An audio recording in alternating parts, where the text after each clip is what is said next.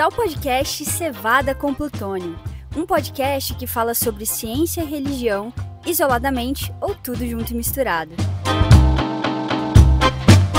Olá a todos, mais um episódio do nosso podcast Cevada com Plutônio, edição número 12. Nesta edição, estou aqui eu, Ednato Ferreira, fazendo aqui o papel de anfitrião, acompanhado aqui do nosso amigo Alex, e recebendo com muito carinho, muita felicidade, a presença de Raquel Ausman, fisioterapeuta com larga experiência nessa área de recuperação de pessoas, na área que trabalha com crianças com necessidades especiais, e também o pastor Jeconias, que dispensa apresentações, mas conheceremos mais um pouco mais sobre ele ao longo desse programa. Raquel, você poderia um pouco falar de você? Boa tarde a todos. Eu sou fisioterapeuta já há 19 anos, já nem sei, perdi a conta. Também fui graduada pelo NASP, em 2005. E desde 2003 eu tenho experiências, trabalhei na neuropediatria como voluntária lá pela faculdade e depois mais 4 anos e meio na APAE e trabalhamos, lógico, com reabilitação das crianças, mas também com a inclusão dessas crianças em vários meios, E hoje eu continuo trabalhando como fisioterapeuta, mas tenho mais especializações, fisioterapia dermatofuncional e fisioterapia pélvica, E ainda atuo com terapia manual, porque acho que todo fisioterapeuta trabalha com a terapia manual em si. Mas é isso, estou aqui para ver se consigo contribuir um pouquinho hoje com esse tema. Pastor Jeconias, você poderia se apresentar também?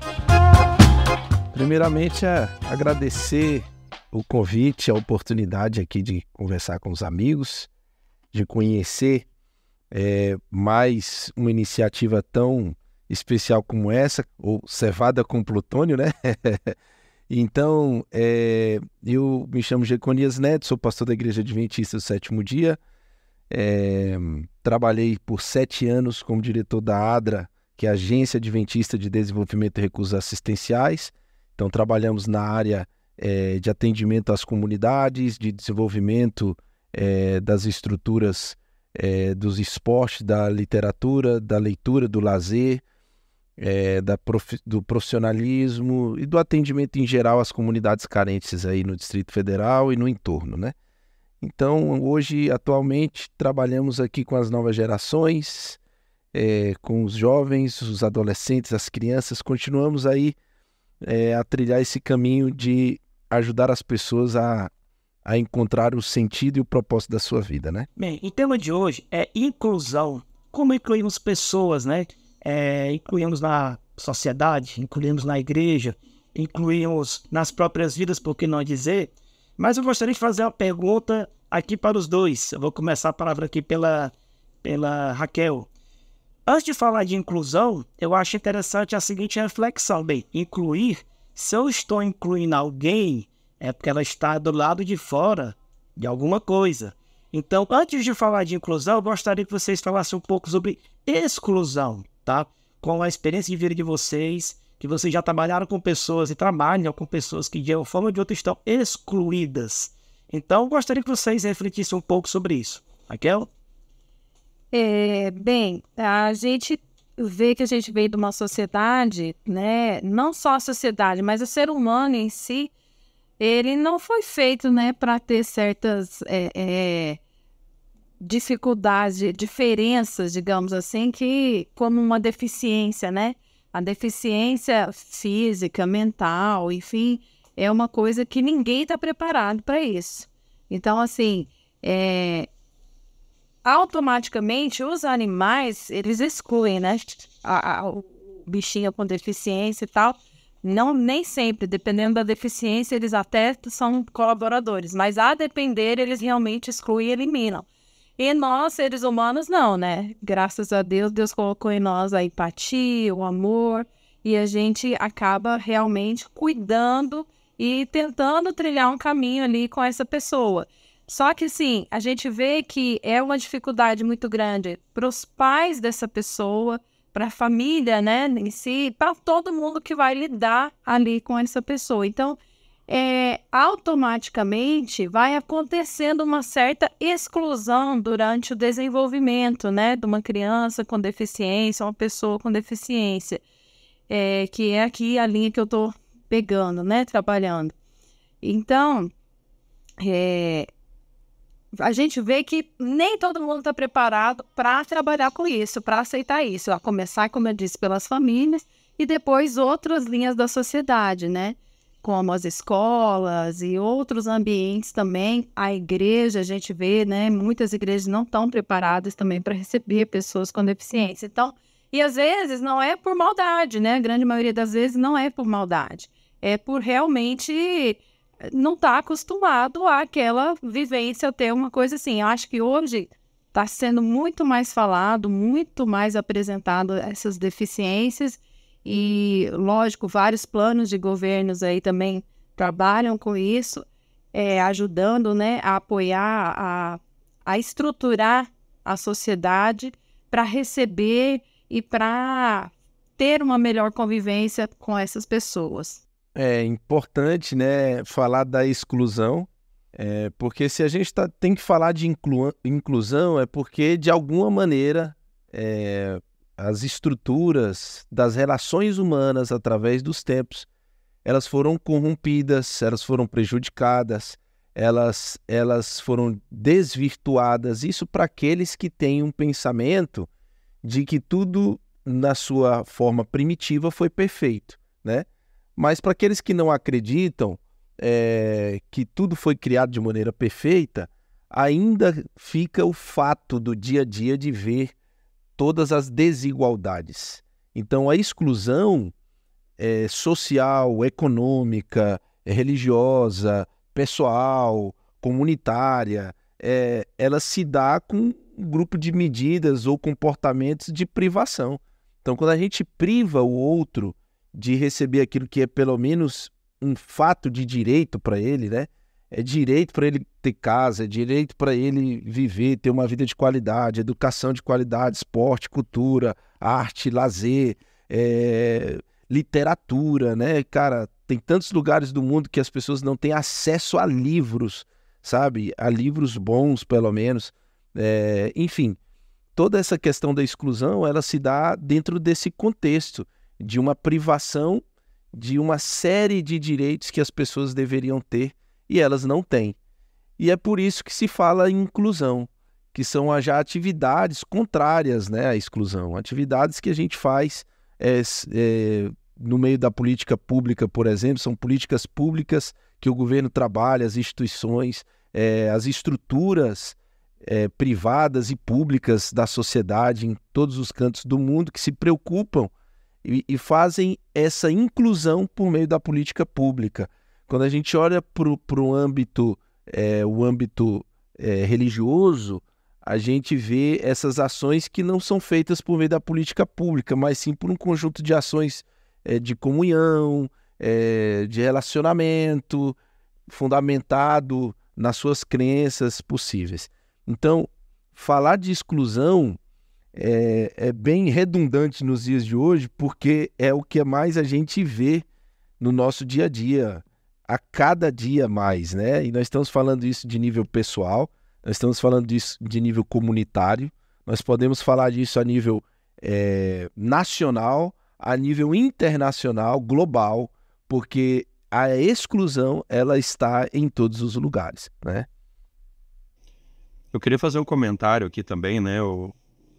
Dentro daquilo que a Raquel falou, o pastor Jeconias aqui também, a gente tem que entender que o cristianismo, por mais que tenha sofrido críticas, né, por causa de uma série de questões, o pessoal que geralmente se opõe à religião costuma retratar a religião como um sistema aí de crenças que acaba causando mais mal do que bem, né, que causa divisão, que causa segregação.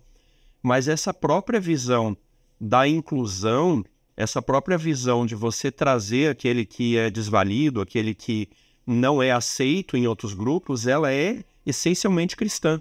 Sim.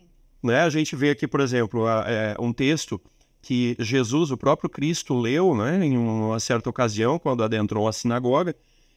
Hoje nós temos aqui na nossa Bíblia atual, moderna, está em Isaías 61, né, que diz assim: o Espírito do Senhor está sobre mim, né, porque eu vim trazer liberdade aos cativos, eu vim libertar aqueles que estavam presos.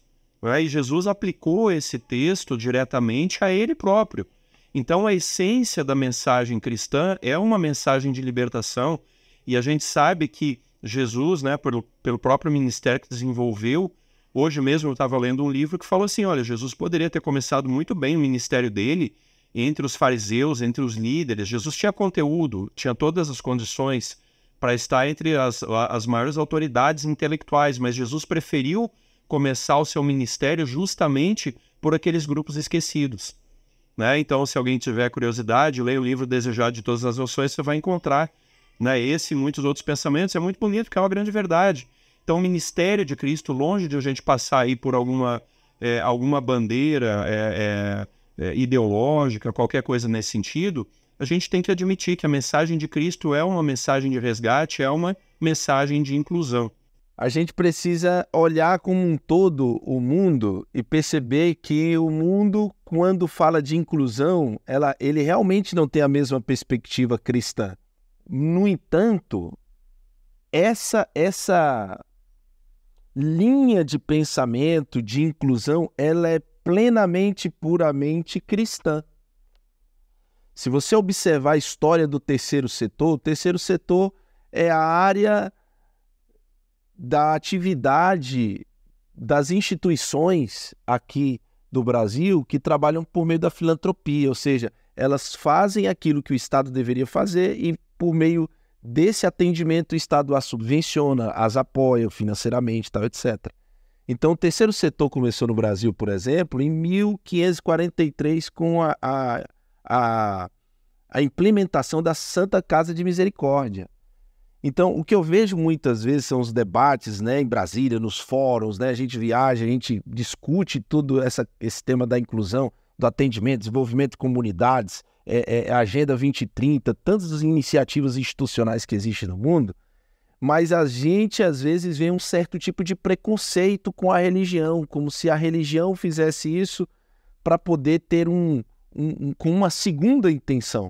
Só que quando a gente vai olhar a história plena do Brasil, o terceiro setor não começou com a CUT, o terceiro setor não começou com a ADRA, o terceiro setor não começou com a Caritas Brasil, né? Não começou com tantas instituições hoje como o Reservatório de Favelas, né? Como a Central Única das Favelas, a CUFA.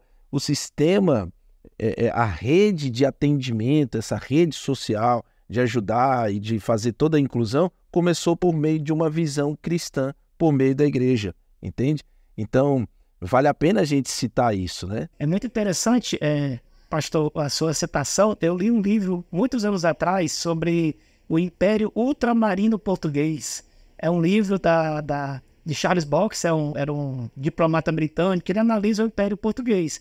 E é interessante que ele vai contando todos os aspectos, e ele já cita que a coisa que ele mais admirou, a coisa que ele achou mais interessante, a coisa que ele achou mais extraordinária em tudo aquilo, ele analisa desde o século XV até o século XVIII, foram as Santas Casas de Misericórdia. Ele falou, olha, não existia isso no mundo europeu praticamente, né? Era pouquíssimo. E como você comentou, a gente falou em outros programas, praticamente as instituições de ensino, instituições de pensamento, instituições de ideia, instituições de assistência, que a gente tem, pelo menos no mundo ocidental, nos últimos 1000 anos, 1500, foram a igreja que implementaram, né? Então, realmente, esse discurso de que a gente não tem compromisso com isso é um discurso não tem embasamento histórico nenhum, inclusive. Não, e assim, tudo bem, como o pastor Jeconias falou, estão fazendo com segundas intenções, né? Acho que foi o Ednar que comentou. Tá, tudo bem, e se está fazendo com segundas intenções, mas está levando, está fazendo, né? Eu comentei aqui no episódio que a gente gravou com a Débora e a Anne, né, que era o cristão e o meio ambiente, eu falei sobre a questão da coprodução do bem público, né? E uma das realidades, né, dessa linha de pensamento da administração é a seguinte: o Estado não consegue prover o bem público, e a gente tem que lembrar que a maioria dessas pesquisas acontece nos países de primeiro mundo. Então você imagina assim, se o primeiro mundo chegou à conclusão que o Estado sozinho não consegue prover o bem público, você imagina no terceiro mundo. Então se fala muito disso, de parceria público-privada, né, do terceiro setor, das ONGs, né, e tantas outras instituições aí, que elas vêm, não é porque elas querem pegar um filão, porque elas querem se aproveitar financeiramente. Sim, elas têm seus objetivos, né? Jesus mandou a gente sair e pregar o evangelho, isso faz parte da missão. E a gente prega de que forma? Como Jesus fazia, curando as pessoas, incluindo as pessoas que estão excluídas pelo sistema, né? Porque a gente precisa chegar à conclusão aqui que o sistema é excludente. Não existe lugar ao sol para todo mundo, isso é claro. E, gente, por favor, não me entendam mal, isso não é uma fala de alguma ideologia política, tá? Pode ser que alguns pontos pode parecer que convergem, mas não é, a gente está indo aos fatos. Né?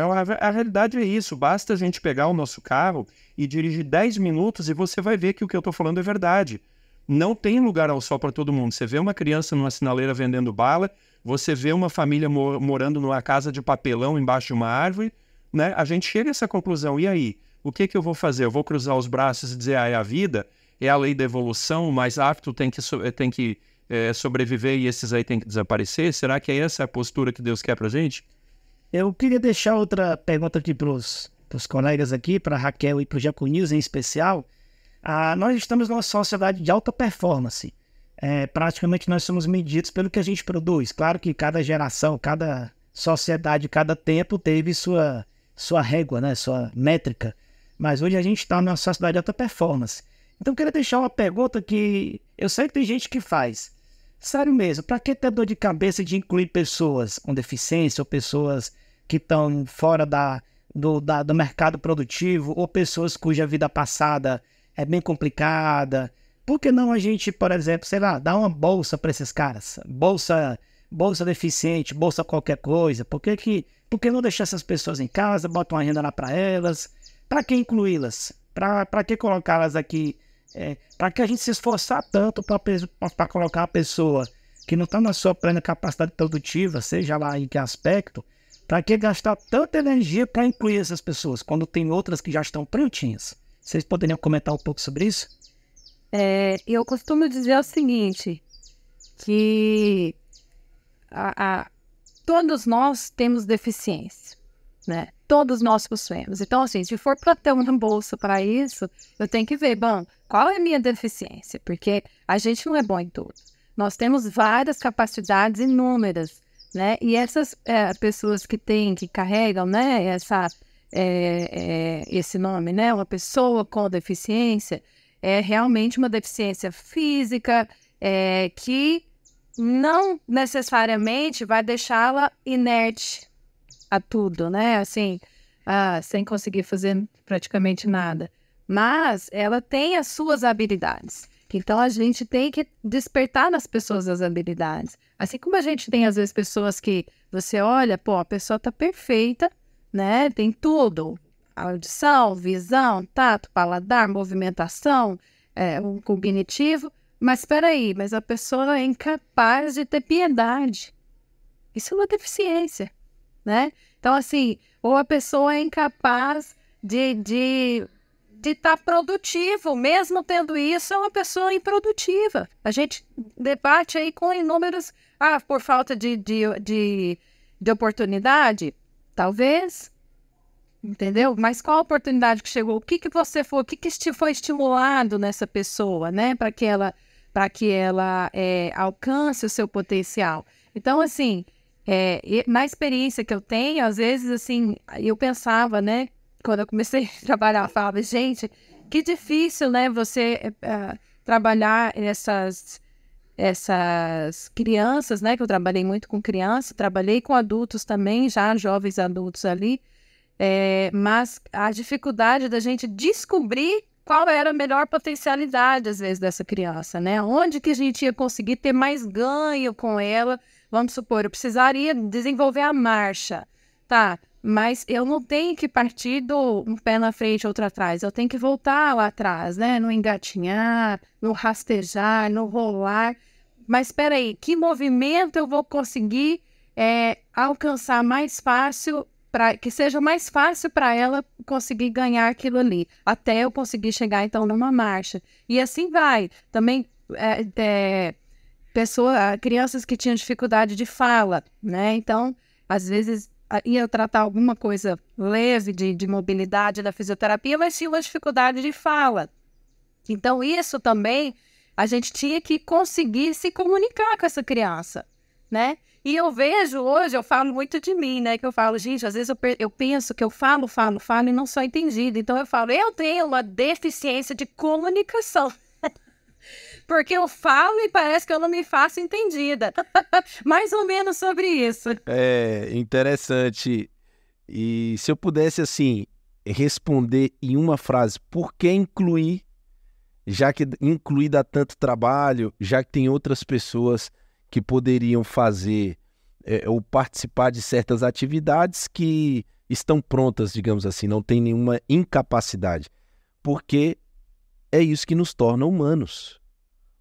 O que nos torna humanos é a capacidade de sermos sensíveis às realidades diferentes dos outros, à dor do outro, aos problemas do outro. É quando a gente se compara e se coloca no lugar do outro, é que a gente realmente pode falar que nós somos parte da família humana, né? Nós somos partes de um todo, né? E me lembra muito as palavras de Jesus, porque é até um tema escatológico, né? E para quem está acompanhando o podcast e possa estar ouvindo essa palavra pela primeira vez, a escatologia é o estudo da história dos últimos dias desse mundo, né? Ou os últimos dias da história do homem. São estudos que têm a ver com esse contexto e essa realidade. E Jesus, ele falou, quando ele esteve aqui nessa terra, ele fez uma menção escatológica sobre o grande dia do juízo. Ele falou assim, né? Está lá em Mateus, no capítulo 25, no versículo 31, ele diz que quando vier o Filho do Homem na sua majestade, todos os anjos com ele, então se assentará no trono da sua glória, e todas as nações serão reunidas na sua presença, e ele separará uns dos outros como o pastor separa o cabrito das ovelhas, e porá as ovelhas à direita, mas os cabritos à esquerda. Então dirá o rei aos que estiverem à sua direita: vinde, benditos de meu Pai, entrai e tomai posse do reino que vos está preparado desde a fundação do mundo. Porque tive fome e me deste de comer, tive sede e me deste de beber, era forasteiro e me hospedastes, estava nu e me vestistes, enfermo e me visitastes, e preso e foste me ver. Então perguntarão os justos, né, ou aqueles que foram salvos: Senhor, quando que te vimos com fome, com sede, te demos de comer, ou na prisão, ou te hospedamos, ou nu e te vestimos? E o rei respondendo lhes dirá: em verdade vos afirmo que sempre que o fizeste a um destes meus pequeninos irmãos, a mim o fizeste. Ou seja, Cristo, ele olhando para o final dos tempos, né, na parte daqueles que acreditam no juízo, e nós aqui, pelo menos eu creio, né, que quando Jesus vai voltar a essa terra e ele vai fazer a inclusão final, ele vai fazer a inclusão final para toda a eternidade, mas ele diz que ele vai separar as pessoas, né, aqueles que vão fazer parte do reino dele e aqueles que não vão fazer. E o critério é: você deu de comer, você deu de beber, você era forasteiro, você hospedou o forasteiro, você visitou o preso.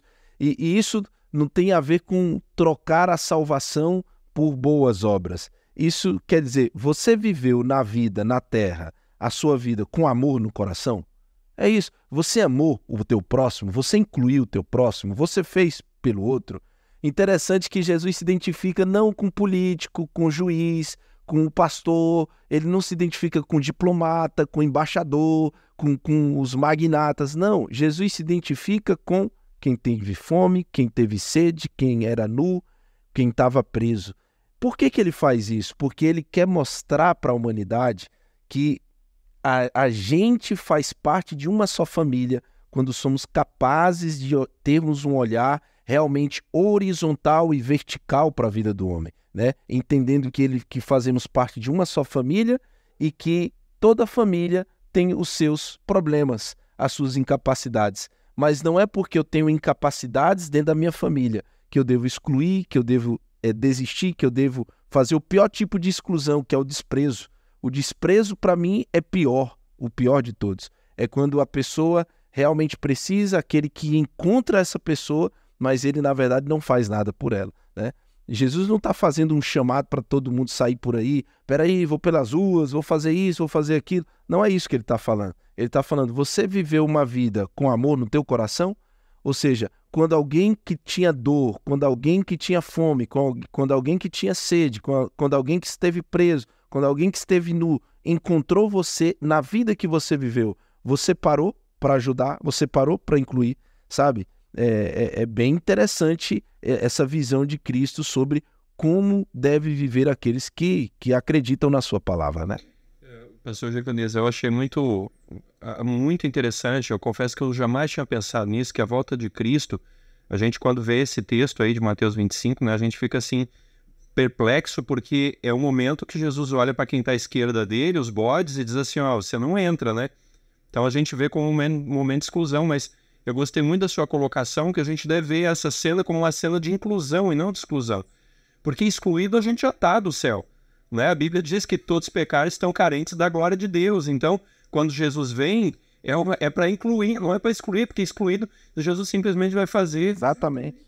Jesus vai simplesmente fazer assim, ó, você entendeu o princípio do reino, né? Porque a gente tem que tomar muito cuidado quando a gente está falando disso, e eu, mais uma vez, aqui louvo a sua percepção, porque a gente não está falando de salvação pelas obras, não é isso. A gente está falando assim, olha, quando você diz assim, olha, quem está incluído, quem está fazendo essas obras, você entendeu o princípio do reino que você vai morar daqui para frente? Porque o universo vai ser assim daqui para frente. Você entendeu, você aceitou, você começou a viver dessa forma. É dessa forma que eu acho que a gente tem que enxergar esse momento aí. Um comentário que eu faria também é o seguinte, uns anos atrás, claro que eu não lembro quem era a autora, mas havia uma foto que eu vi na internet de um osso quebrado, um osso partido, mas calcificado, né? Era um osso que havia sido fraturado em algum momento e aquele osso havia sido emendado, digamos assim. E a antropóloga explicou que ali foi um dos primeiros registros fósseis, né? Que foi encontrado de cooperação humana.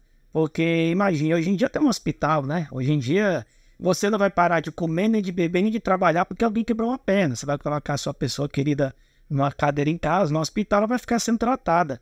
Mas quando você volta alguns séculos, né? Não tão longe, inclusive, tá? Algumas comunidades do mundo, hoje ainda, se você for numa tribo mais isolada, poxa, quando você tem um membro da tribo que está improdutivo, está deficiente, está afastado, está com a doença grave, está idoso demais para trabalhar, jovem demais para produzir, aquele cara é uma boca a mais naquela comunidade, né? Então você tem uma comunidade que se dá o trabalho de cuidar daquele membro, né, que está em dificuldade, é um sinal muito grande de criar um projeto maior, né? E na sua fala, Jeconias, e da Raquel também, várias vezes foram usar a palavra parar, né? Parar para ajudar, parar para acudir, parar para amar, parar para alimentar, parar para visitar. E essa palavra parar, hoje em dia, se você for nesse meio que a gente tem hoje de outra produtividade que a gente vê na sociedade de hoje, nossa, como assim? Eu vou parar a minha vida profissional, meu crescimento artístico, meu crescimento empresarial, sei lá. Eu tenho um foco que eu não posso desviar para nada, né?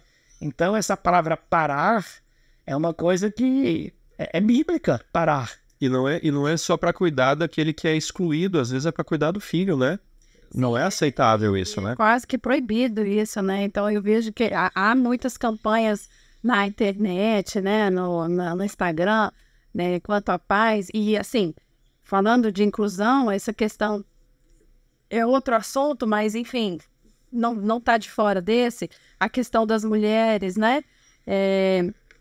Quantas vezes... Eu ouvi essa semana... Peraí, quantas vezes o pai deixou de ir no trabalho para ficar com o filho em casa ao invés da mulher, né? Ou seja, essa inclusão da mulher no mercado de trabalho, mas também em casa, e o pai participativo também nessa criação dos filhos, não deixa de ser uma inclusão, né? Então, assim, essa questão do parar sua produtividade para cuidar da sua prole, você é o flecheiro, meu querido.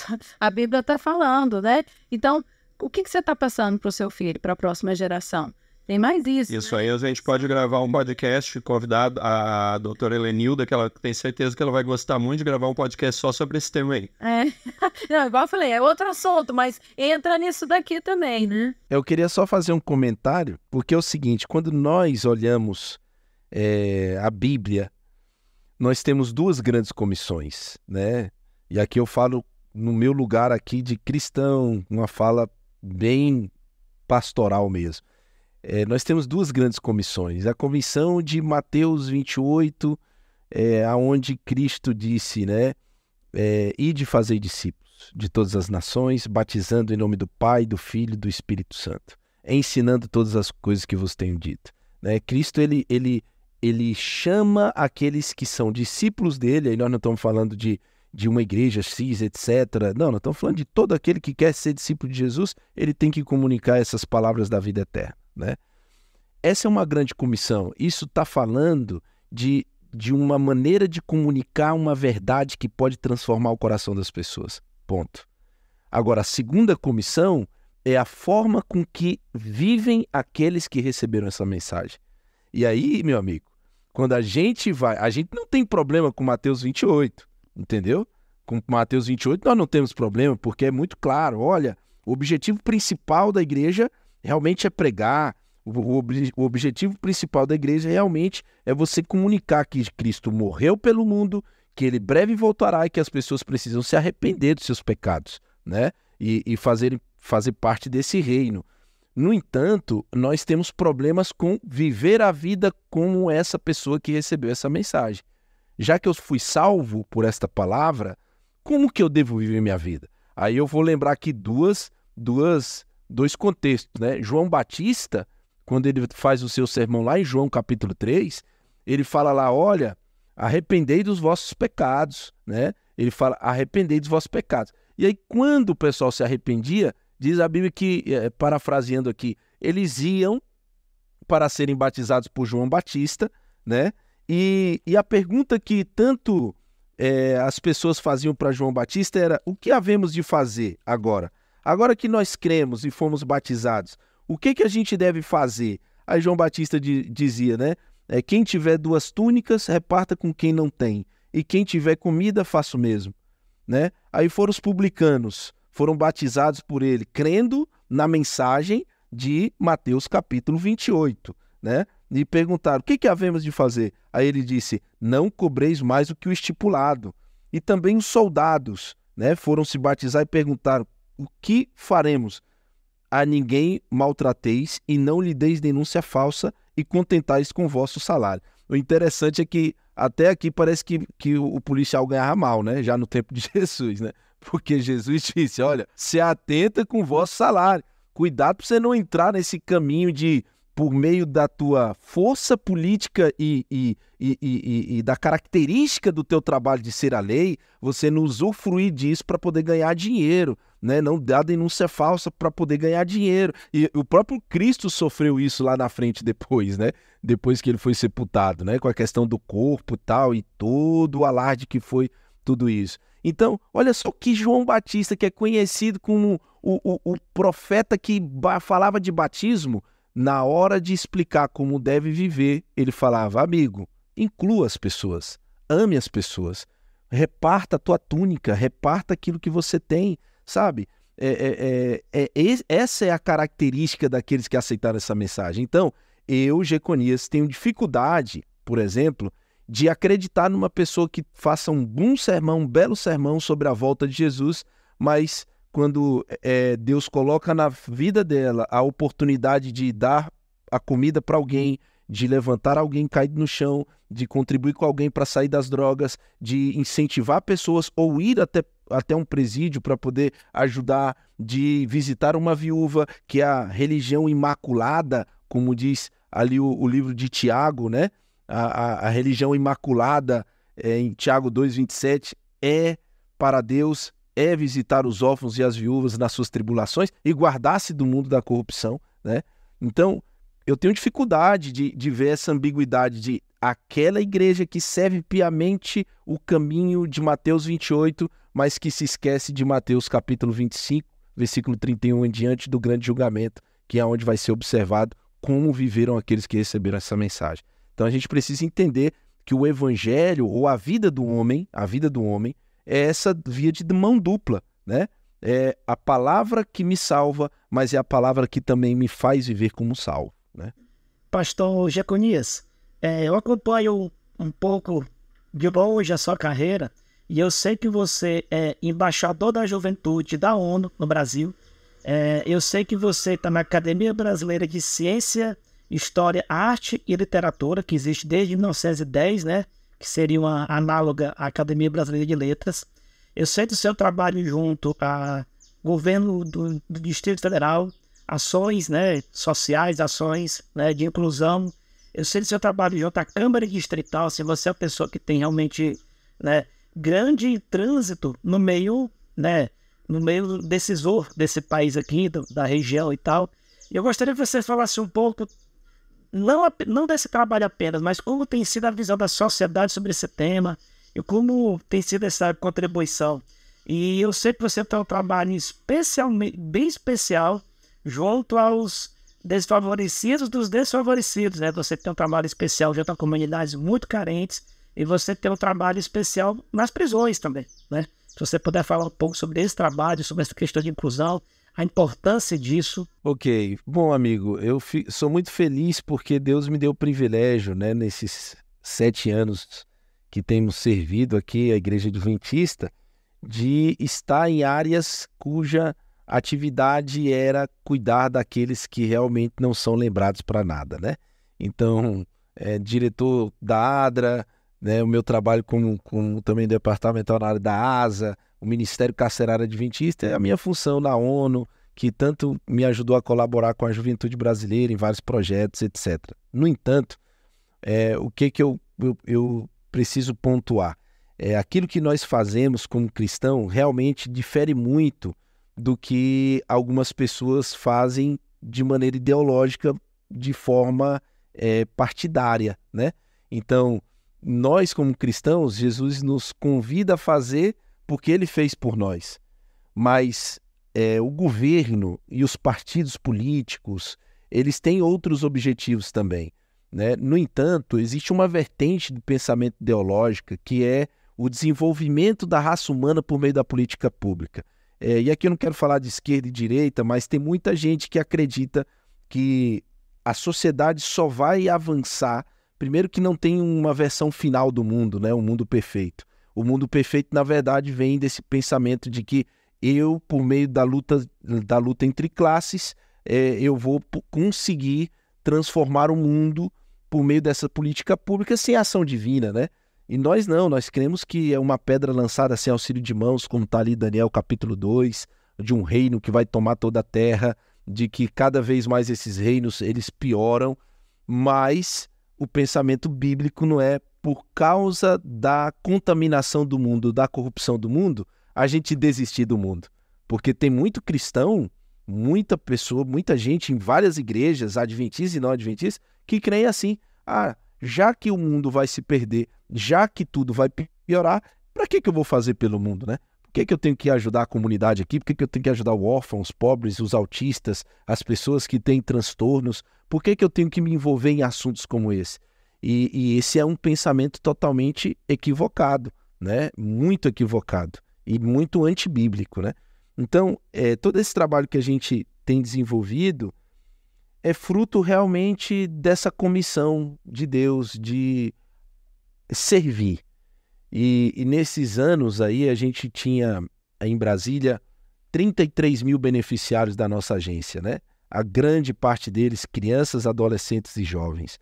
Projetos de escola de música na periferia, a gente sempre teve o desafio de ter ali aluno com autismo, ia participar, por exemplo, da orquestra nessa escola de música chamada Sons de Esperança, e a gente sempre fez todo o esforço para poder fazer a inclusão deles nesse projeto, né? A gente tinha e tem projeto como Gol de Esperança, que são escolas de futebol nas comunidades, que tiram os jovens das drogas e do crime, que ajudam nessa questão, né? O Centro de Juventude, que são espaços que ajudam o jovem a se desenvolver academicamente, profissionalmente, com curso profissionalizante, com tantas atividades, atendimento psicológico, e essas atividades, elas realmente contribuem para o desenvolvimento humano, né? Talvez essa pessoa, ela não conheça Cristo diretamente por essa atividade, mas ela não vai estar tão longe do ideal de Cristo se a gente der esse passo, né? E o Ministério Carcerário Adventista, meu amigo, que, graças a Deus, uma bênção que ajudou mais de 1.200 presos até hoje a se reconectarem com uma vida realmente da cidadania, uma vida cristã, uma vida melhor. E hoje tem presos aí que são trabalhadores, são estudantes, estão estudando teologia para se preparar para serem pastores, comportores evangelistas. São pessoas hoje que eu posso dizer assim que tenho muita alegria de poder ter envolvido a minha vida com a vida deles. Porque no final das contas, quando Cristo pede para a gente ir, ele não está só pensando naquele que precisa ser incluído, mas ele está também pensando naquele que deve incluir. E nós somos tão beneficiados como aqueles pelos quais nós fazemos essas ações. Porque o nosso coração se molda às batidas do coração de Deus. Porque é isso que ele espera da humanidade. Então, amigo, é só gratidão a Deus por todo esse trabalho, todas essas conexões e tantas pessoas importantes na sociedade, que com recursos que Deus me deu o privilégio de conectar a essas ações para financiar todas essas ações. Eu quero perguntar aí para vocês, né? Hoje eu não estou no papel de host aqui, mas a minha mania de fazer perguntas não diminuiu por causa disso. Então eu queria perguntar para o pastor Jeconias, para a Raquel, para o Ednar também, né, que é o nosso host hoje. Eu estava escutando um outro podcast aí, cristão também, e falou sobre justiça social, uma questão eu achei muito interessante, muito bom. E ele falou que a atividade social ela depende muito da escatologia, né, da visão escatológica que uma determinada crença tem, e isso vai influenciar a forma como produz, né, como faz as atividades. E eu fiquei pensando nisso porque a gente, dentro da Igreja Adventista, a gente tem uma visão bem peculiar, né, da escatologia. Algumas coisas coincidem com outras, né, outras igrejas, com outras crenças, e outras nem tanto. Mas assim, e isso que você falou, pastor Jeconias, eu queria trazer a Bárbara mais uma vez. Afinal de contas, Jesus vai voltar, Jesus vai colocar ordem, né, em tudo. O que não está bom vai queimar. Né, e quem aceitou, quem estava habilitado, aí, como a gente comentou agora há pouco, vai ser, enfim, né, vai ser transformado. Né? A Bíblia diz que seremos todos transformados no abrir e fechar de olhos. Então, assim, para que eu fazer, então, trabalho de inclusão? Por que eu vou me preocupar com quem é desabilitado por alguma razão? Tá? Eu tenho uma resposta para mim, mas eu queria ouvir de vocês, né, para ver se a gente consegue crescer aqui nessa discussão, porque eu acho que é uma pergunta interessante a ser feita, né? Deixa eu acrescentar para dificultar aqui a pergunta para a Raquel, que é a nossa fisioterapeuta aqui, que é o seguinte, acrescentando toda essa questão escatológica e vão para a questão de curtíssimo prazo. Eu sei que você tem criança que você trabalhou com adultos, crianças, também trabalha com reabilitação até hoje, de outros tipos, né? E você sabe que tem muita pessoa que você trata que é meramente mitigatório, né? Só paliativos, né? Tratamentos paliativos. Quer dizer, essa pessoa não vai, em alguns casos, recuperar maiores funcionalidades. Ela vai ficar realmente limitada. O que é que te faz todo dia, e não só você, como vários outros profissionais, né? Acreditar tanto do ponto de vista espiritual naquela pessoa, mas também do ponto de vista físico, o que é que te motiva a trabalhar com o caso, que eu vou usar um termo aqui, me desculpe o termo, é um caso que a imensa maioria das pessoas vai dizer, esse é o caso perdido, não perca tempo com essa pessoa, aí não tem o que ser feito, tá? Eu acho que assim, não há caso perdido, na minha visão, tanto profissional como de cristã, né? Porque a gente não sabe até que ponto você está atingindo aquela pessoa. Eu já atendi casos paliativos, 3 casos, né, bem que eu me lembro, assim, que mexeram muito comigo, porque a gente fica muito tempo ali com esses pacientes e tal, mas é um momento que você leva realmente esperança para essas pessoas. Não é esperança física, realmente, porque elas também sabem que o tempo delas é curto Eu tive um jovem, pré-adolescente, que eu achava incrível a visão que esse menino tinha de quão curta era a vida dele. E eu lembro que eu estava num retiro espiritual quando eu recebi a notícia, né, do falecimento dele. Foi muito rápido, ele teve uma pneumonia, né? Esses casos agramam assim.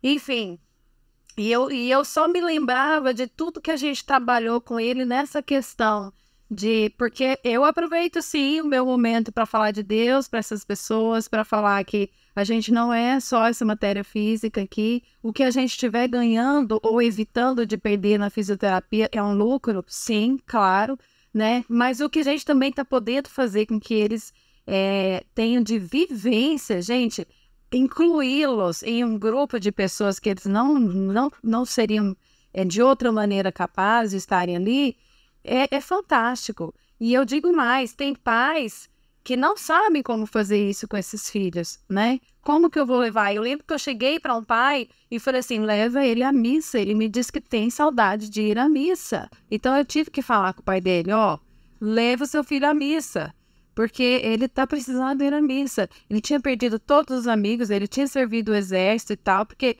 estava só em casa, numa cadeira, ele vinha ali para ser tratado com a gente. Então, assim, eu colocava ele e falei, gente, vamos deixar aqui para fazer outras atividades também, por mais que ele não conseguisse. Então, eu trazia outros alunos na minha sala de fisioterapia, eu trazia os alunos ali da PAI, alguns 2, 3, que faziam ele rir, para ele conseguir relaxar, para a gente poder mobilizar. Então, assim, era uma inclusão diferente, né, mesmo com esses outros alunos, mas a gente conseguia realizar. Mas sempre pensando assim, não é perdido.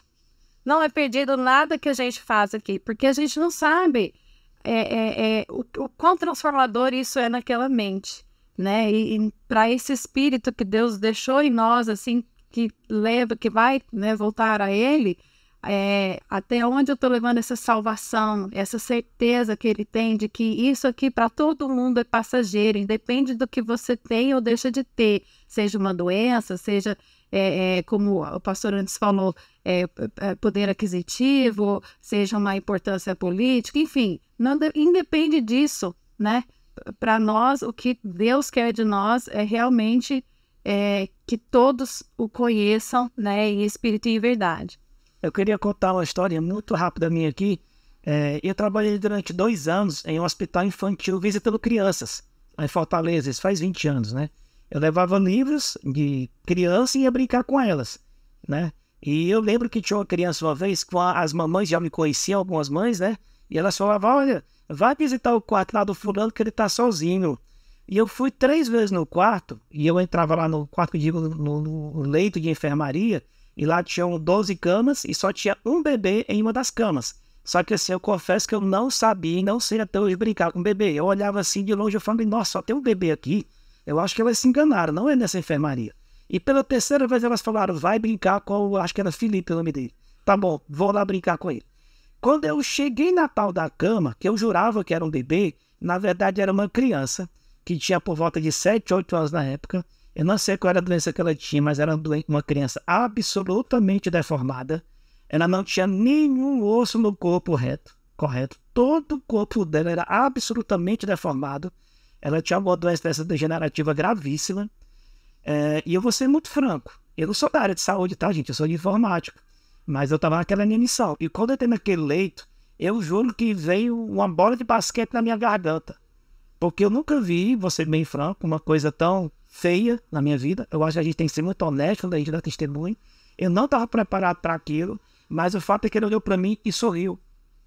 Ele sorriu para mim, sabendo que eu ia brincar com ele, Lote. Lembra que eu contei que ele estava na enfermaria sozinho, escura, não tinha ninguém com ele, nem uma criança, nem para fazer barulho para ele ouvir. E lá estava eu para brincar com ele. E eu fiquei ali durante mais de 1h30 brincando com ele. E eu vou contar para você, eu nunca me diverti tanto na minha vida quanto brincando com aquela criança. Aquela criança certamente não tinha mais muitos anos de vida, com certeza ela não tinha uma expectativa de vida grande, ela não pôde aproveitar nada dessa vida, realmente, mas assim, eu sei que aquela 1h30 que eu brinquei com aquela criança, de alguma maneira hoje eu sei que repercutiu pela eternidade. Então, até essa história de vai servir para quê? Qual é a utilidade? Onde é que vai chegar? Isso é o pensamento dos tempos modernos, que a gente acha que tudo que a gente faz tem que ter um produto, tem que ter uma entrega, tem que ter um ganho. É o que vocês comentaram antes, eu não quis falar assim porque eu não quero deixar o nosso podcast muito longo, mas a gente vive numa sociedade, isso já foi pesquisado pela academia, tá? Isso é uma visão que se tem muito clara, que se chama utilitarismo, tá? Ou seja, você tem valor à medida que você tem utilidade para a sociedade. Só que Cristo vem com uma visão radicalmente diferente. Você tem valor pelo que você é. Então, se você está aposentado, porque a gente está pensando que a gente está falando desses casos extremos, né? Como o Ednardo falou, o trabalho que o pastor Jeconias faz, que é muito bonito.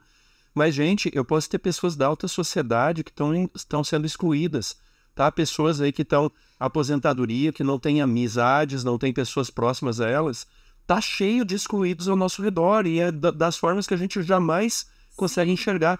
E a nossa sociedade utilitarista, ela só dá valor para você se você pode trazer dinheiro, prazer ou alguma coisa, aliviar alguma coisa assim. Mas, claro, você tem que ser útil. É diferente você ter utilidade, isso é tema para um outro momento. Sim. Mas a gente não pode ser utilitarista. Por quê? Você é um ser humano criado à imagem e semelhança de Deus. E você tem um valor intrínseco, que é aquele valor que Cristo atribui a você pela sua criação e pela sua redenção. Por esses dois momentos, e futuramente pela sua salvação e glorificação.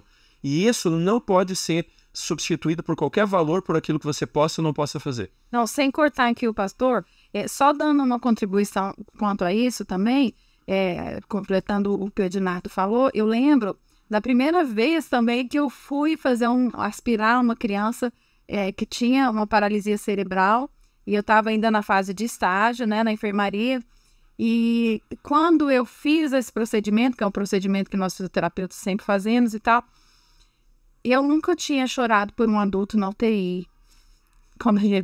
Mas aquela criança soltar uma lágrima sem conseguir chorar, aquilo me doeu tanto que eu fui para a sala, ali, né, a sala onde a gente reúne com os médicos e tal, e eu chorei muito. E aí eu lembro que a médica falou para mim assim, uma pediatra que estava lá, é assim, não é a primeira e nem vai ser a última que vai acontecer. E que você vai chorar, ela me disse. Porque realmente a gente não é para todo mundo isso daqui e não é uma coisa fácil. E eu vou falar uma coisa, como o Ednardo falou assim, é muito surpreendente todas as histórias de todos os pacientes. Eu acho que não teve um, não sei se teve um, talvez, que eu não tenha chorado. Eu choro diante das mães, eu falo. Não é falta de profissionalismo. Parece que a gente se envolve sim. Mas eu fico pensando na oportunidade que Deus está me dando de crescer com aquela história. Às vezes eu penso que Deus me permitiu estar ali mais pela minha salvação, às vezes, até do que a própria salvação dessas crianças, né? Por mais que a gente sempre tentou, eu sempre colocava musiquinhas das crianças da escolinha sabatina para fazer estímulo e tal. Esses dias a gente recebeu lá no nosso hall uma criança que tinha, né, uma paralisia e eu já fui trabalhar com ela, sentei. Mas, enfim, é essa visão que ele falou, assim, sei lá, vai valer para a eternidade de quem? Dessas crianças que estão recebendo, mas também para a minha, né? Então, assim, a utilidade, será que está sendo útil mesmo, né? Está tendo esse valor? Eu acho que tá. Para mim não tem nada desse serviço que não tenha um valor, não interessa, se não seja para aquela pessoa, que não seja para mim, mas que vai ser para aquela pessoa. Mas muitas vezes a gente é que ganha fazendo esse tipo de trabalho. Que experiência marcante, né? E a pergunta é uma pergunta realmente muito importante. Por que a gente precisa fazer? Primeiro, porque a Bíblia manda. Então, como um bom adventista do sétimo dia, ou como um bom cristão, aqueles que seguem a Cristo e aqueles que creem na palavra, a Bíblia deixa claro, né, o caminho, como que o cristão deve olhar para as pessoas, como ele deve servir as pessoas, né, como que ele deve atender as pessoas. Deus é especialista de causas perdidas. Deus é especialista de causas perdidas.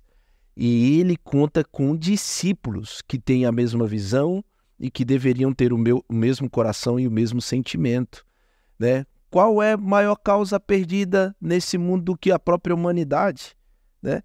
causa perdida maior nesse mundo do que aquele que é bilionário e crê mais no seu dinheiro e acredita que aquilo ali é o seu Deus.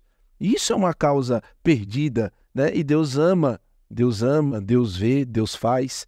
A gente precisa diferenciar duas coisas aqui, que é a inclusão social, que é aquilo que eu faço para que as pessoas tenham uma vida melhor aqui nessa terra, né? Incluir presos na educação, para que eles saiam do crime, incluir pessoas que são drogados, né? Drogaditos, né? Que eles possam, pessoas psicodependentes, que eles possam ter uma vida melhor, os mendigos, né? Ou as pessoas em situação de rua, como diz hoje o termo mais científico, os migrantes venezuelanos que estão aqui no Brasil estão sofrendo muito, estão vindo para cá por causa de um governo que até promovia esse tipo de cuidado, mas que a gente viu como que é na prática, né?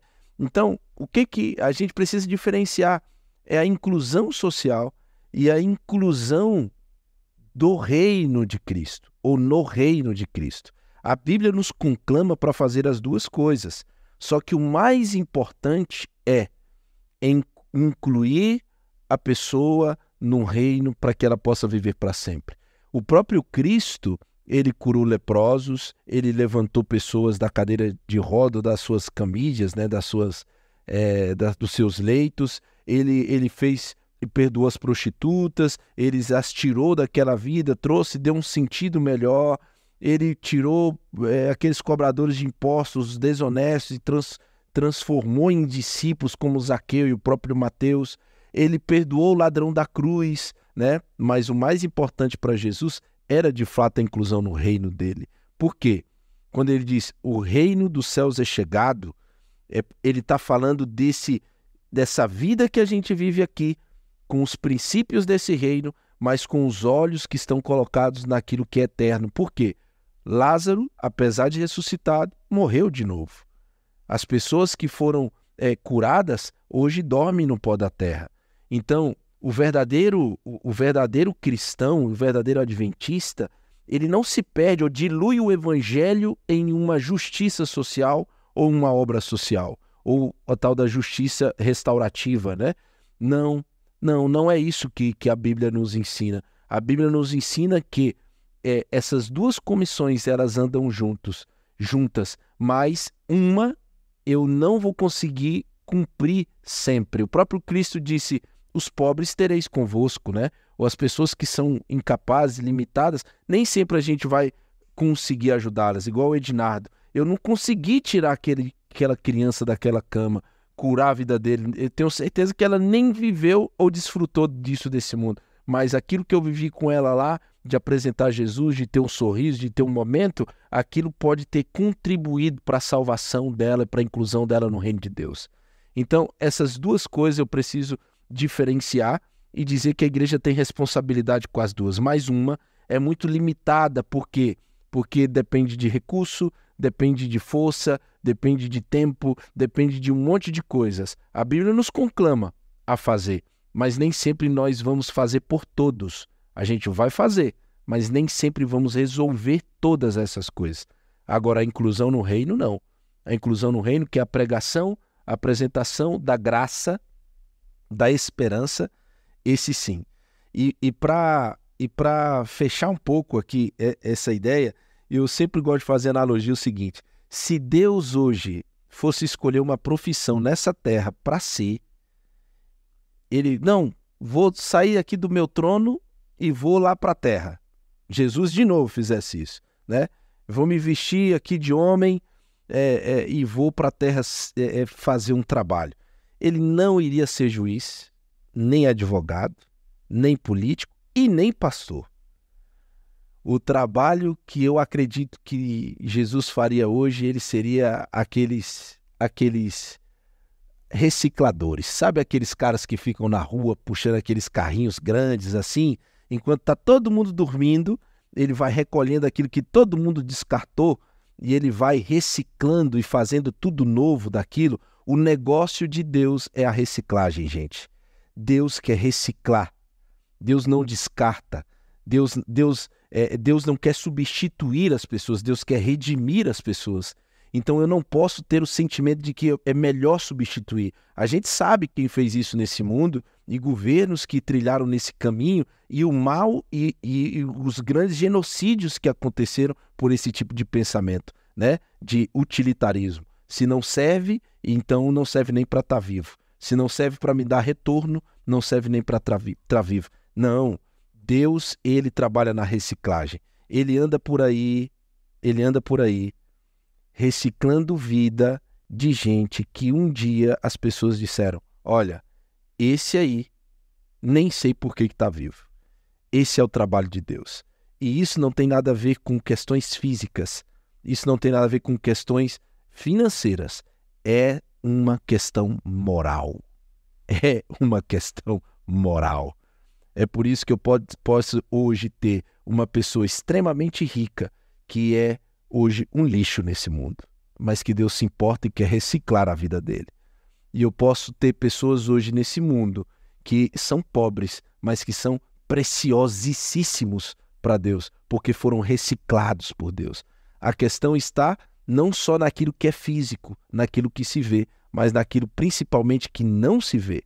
É esse coração que Deus quer reciclar, né? É essa vida que Deus quer transformar.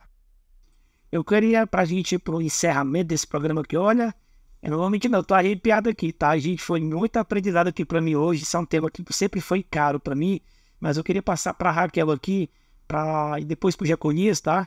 Mas passar pra Raquel primeiramente umas últimas palavras, algum comentário, alguma experiência que ela gostaria de dividir, tá, gente? Porque, na minha visão, essa questão de inclusão, tanto aqui nessa terra como no reino de Deus, como o pastor falou muito bem, acima de tudo é uma experiência pessoal.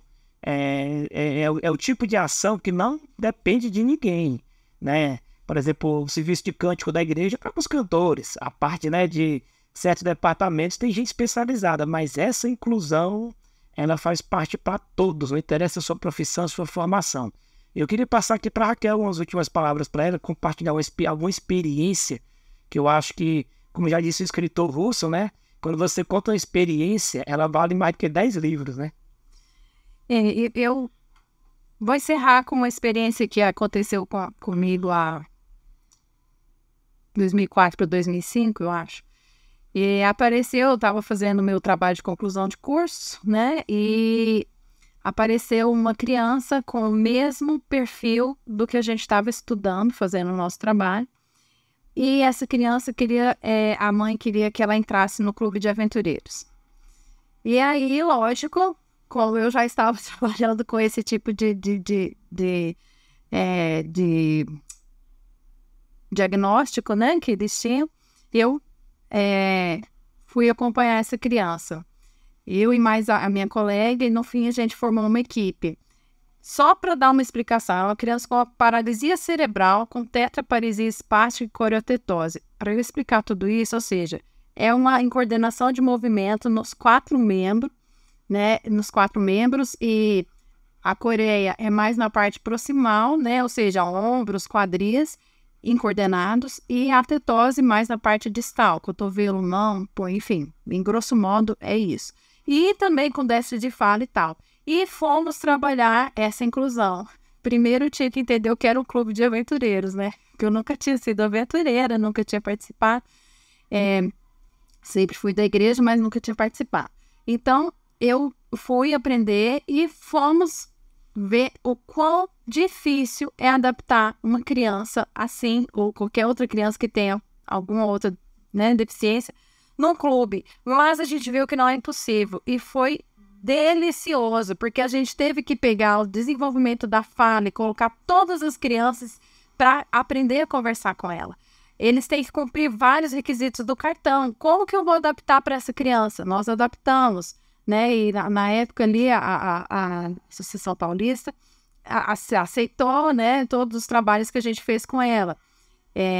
As atividades físicas, muitas vezes a gente adaptou um jeito de amarrá-la, né, em nós, pra gente fazer o engatinhar com ela, passar dentro do tubo, pular não sei o que, subir a escada, porque tinha provas que ela tinha que participar também. Então, assim, foi um trabalho extremamente delicado, rendeu pra gente até um artigo que a gente apresentou no congresso depois, sobre essa adaptação, uma forma de recreação para essas crianças. E o que eu digo é o seguinte: nós precisamos ver mais com esses olhos que o pastor acabou de colocar aqui, né? Com os olhos de Jesus. Pedir para Jesus esse olhar de reciclagem, de o que eu posso fazer por esta pessoa, né? E hoje aí a gente tem visto o autismo, né, que está demais, e vários outros problemas que a gente tem, e não negar a nossa mão de obra, o nosso amor a essas pessoas, seja... E isso numa sociedade, numa cultura de cancelamento, né? Sim, que qualquer coisa que você faça que não está dentro... fora da linha. Exatamente. Então, assim, eu acho que a gente tem que pedir muito esse olhar. Isso tudo que ele acabou de colocar aqui pra gente, de que o que eu posso fazer para ser mais Jesus. Eu gosto muito daquele livro da irmã White, Como Jesus Tratava as Pessoas, né? Ali fala muito sobre como ele tinha essa atenção a todos os excluídos ali, né? E também a isso que vocês colocaram, né? Pessoas da alta, mas que estavam totalmente excluídas. E a gente tem que incluir essas pessoas da alta também, né? Porque eles também é outro método, é outra necessidade, mas eles também precisam de atenção, né? Todos, vão olhar geral. Eu queria encerrar aqui, porque eu levantei uma bola e eu acho que vai ser ruim se encerrar o podcast sem eu pelo menos contar, né, como é que eu enxergo isso. Eu fiz a pergunta, né, e vocês responderam, eu acho que foi muito, muito bem colocado o que vocês trouxeram.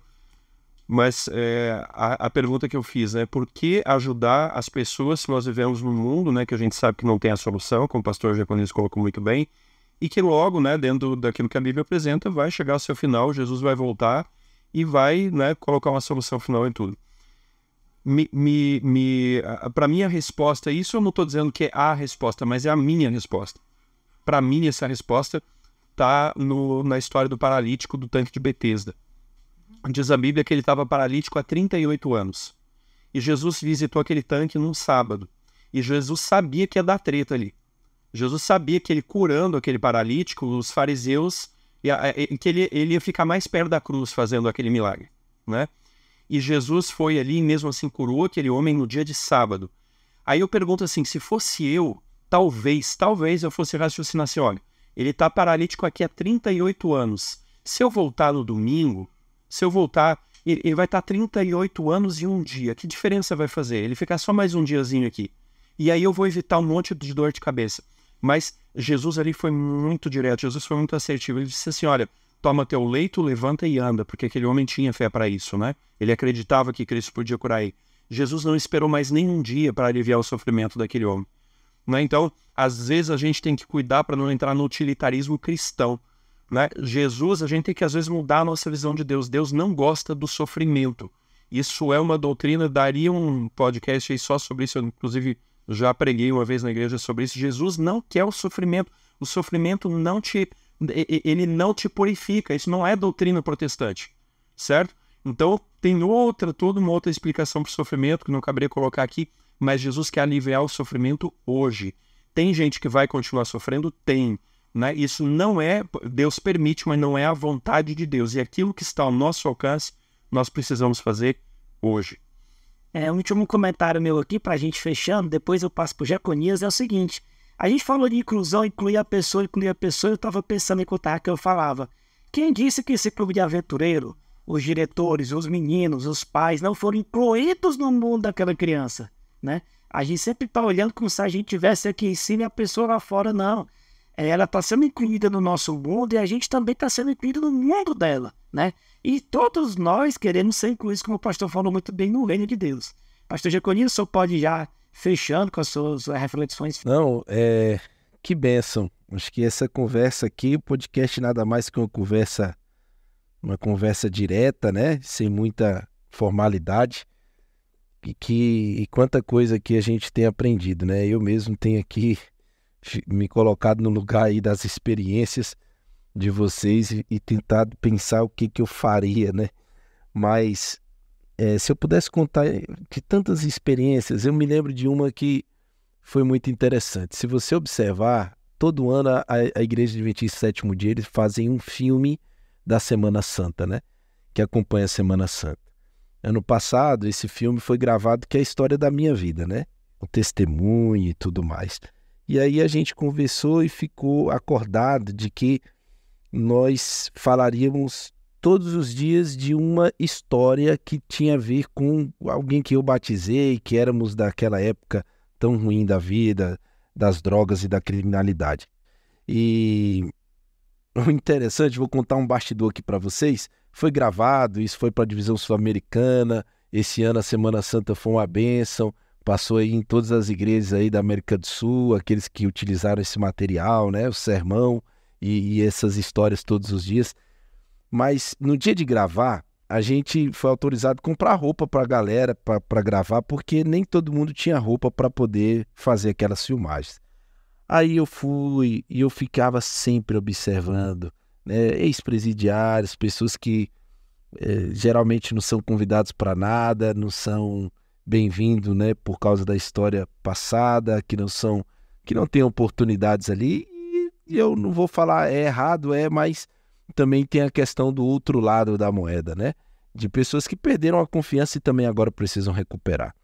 E aí, dentro desse contexto, a gente foi almoçar, né? Depois de gravar tudo certinho, nós fomos almoçar. E aí eu levei essa galera lá na Abbraccio, né? Que não é um restaurante caríssimo, mas é um restaurante italiano em Brasília, um restaurante interessante, mas ninguém tinha ido na Abbraccio ainda, né?